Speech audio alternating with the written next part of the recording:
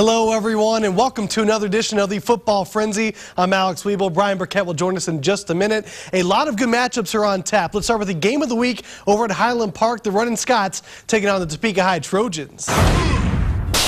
Both squads coming in at 1-2. The Scots won last week against Casey Harmon. The Trojans had some injury problems as of late. Two quarterbacks are out, so freshman QB Alec Beatty steps in. All 155 pounds of him.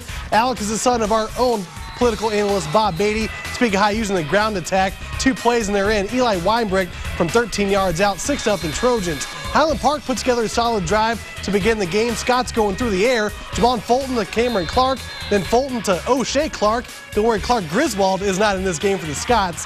Next drive for T-High is a quick one. Beatty completes his first pass as a varsity quarterback. He gets it to tight end Jared Butler, and he's got reservations for 6. Touchdown Topeka High, a 57-yard TD strike.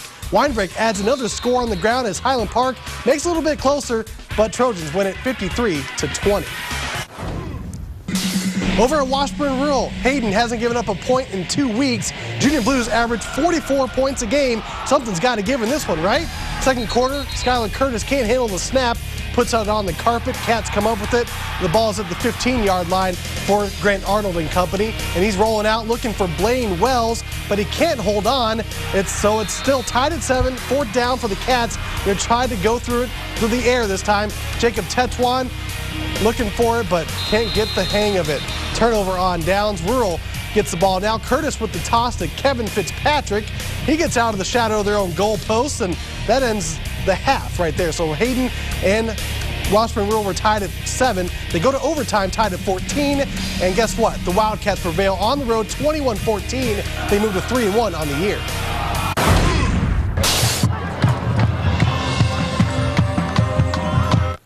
The Topeka West Band bringing us the sounds from Hummer Sports Park, but it's Emporia making the noise on the field. Spartans lost each of the last 2 weeks. Here's Derek Gifford taking the screen pass from Braxton Marstall, a 21-yard touchdown, his 3rd of the night. Gifford also had 2 on the ground. Spartans by 20. Topeka West winless on the season, but the Chargers making some noise on offense.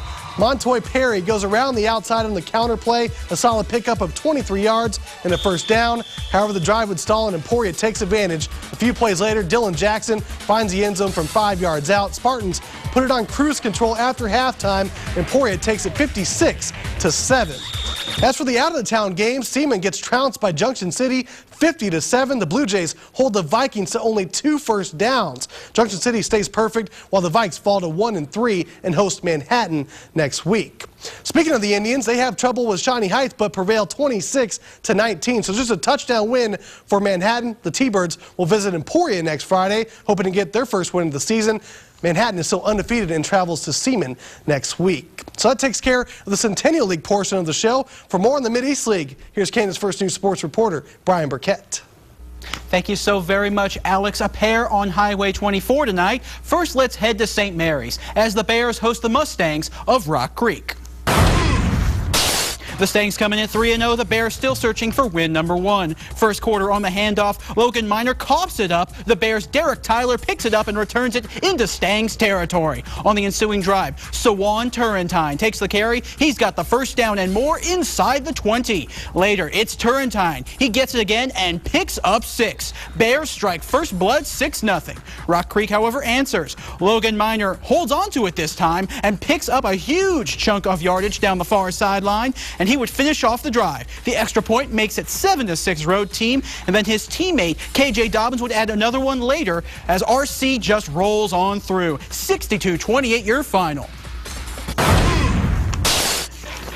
Over in Rossville, Centralia won last week, but there's the undefeated Bulldogs. Second quarter, Mark Smith takes the pitch from Sam Reeser. He picks up a convoy and is off to the races. Nothing will stop him. It's 16-8 Dogs after Smith's burst. Panthers try to get something going, but J.T. Rosine, he has no room to run up the middle. That would force a punt. Rossville would also have to punt then, but this one is mishandled, and hey, look at Smith right there for the recovery. And then 2 plays later, who else? Smith right back into the end zone. He is everywhere, it seems, for the Dogs, as Rossville will go for 2, and Reeser finds Scott Shin for the conversion. It's 24-8 at halftime and wouldn't get any closer. 34-8 is your final. The Dogs stay unbeaten. So, Alex, just another good night of football on Highway 24. And that's all I got, so I'm going to send it right back over to you, bud.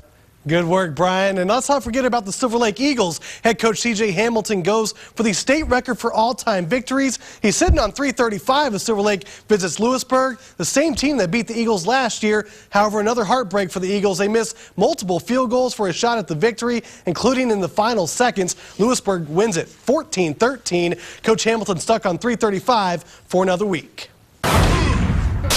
Let's go to the Big 7 League and make our way to Holton hosting Sabetha.